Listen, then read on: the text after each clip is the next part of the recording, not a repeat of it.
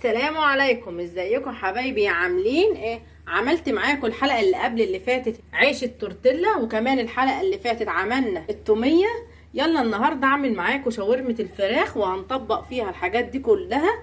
احلى واطعم من المحلات وتحدي، والطعم مفيش احلى من كده. يلا تعالوا نشوف ام مهاب عملت العظمه دي ازاي. معايا صدور الفراخ، لازم ابقى مقطعاه رفيع كده زي ما انتم شايفين.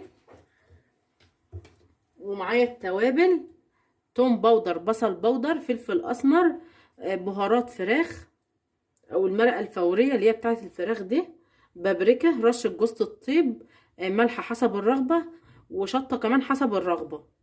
ودول معايا حوالي 3 معالق كبار زبادي. هقول بسم الله الرحمن الرحيم وهضيف عليهم التوابل دي.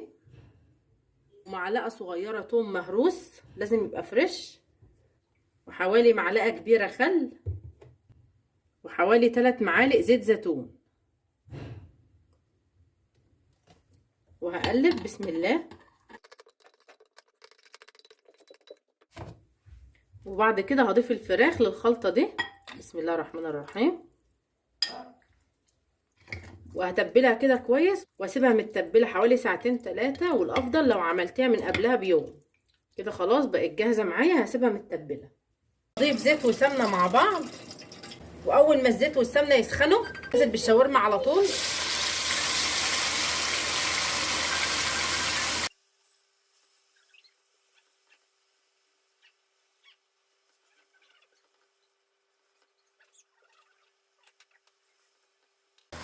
لازم النار تبقى عالية. انا الحقيقة تبلت الفراخ هنا حوالي 2 ساعة.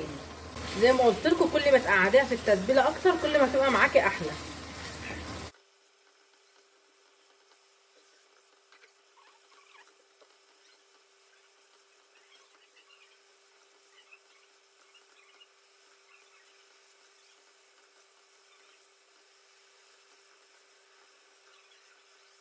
واول ما الفراخ تاخد لون ابيض معايا كده هكون مجهزه فلفل الوان وبصل مقطعاه شرايح. هنزل اول بالبصل بسم الله الرحمن الرحيم. واول ما البصل دبل معايا كده شويه هنزل بالفلفل الالوان. نزلت بيه في الاخر علشان ما يبقاش مهري وشكله وحش.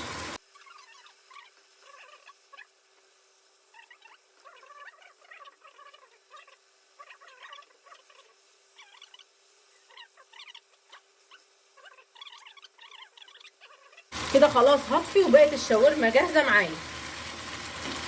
ده معايا عيش التورتيلا اللي كنت مجهزاه معاكم في الحلقه اللي قبل كده. ما شاء الله حلو جدا.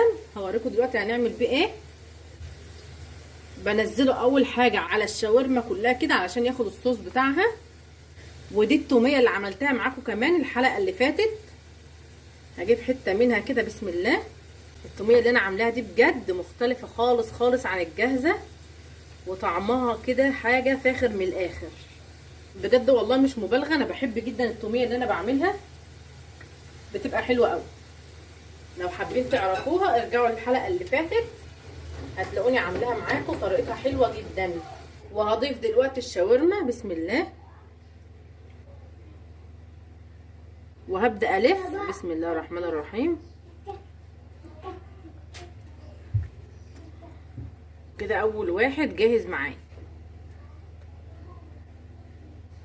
وهضيف الشاورما وهلفها بسم الله.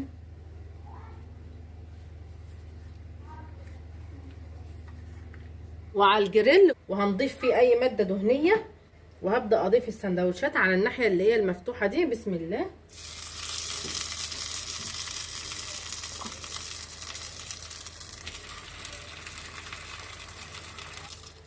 وهقلبه على الناحيه التانية بسم الله. شايفين اللون التحفه ده؟ بسم الله ما شاء الله اللهم بارك. كله بيتي في بيتي. هنتحدى غلاء الاسعار وهنعمل كل حاجه في البيت مع يوميات عائله ام مهاب. كده خلاص ما شاء الله بقى جاهز معايا بالشكل اللي انتوا شايفينه ده. هبدا اشيله.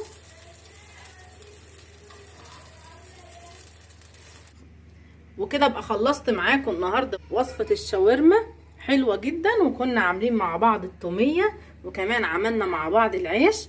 بألف هنا وشفا. لو عجبتكم الوصفة بتاعتي متنسوش تدعموني بلايك واشتراك في القناة علشان يوصلكوا كل جديد. مع السلامة.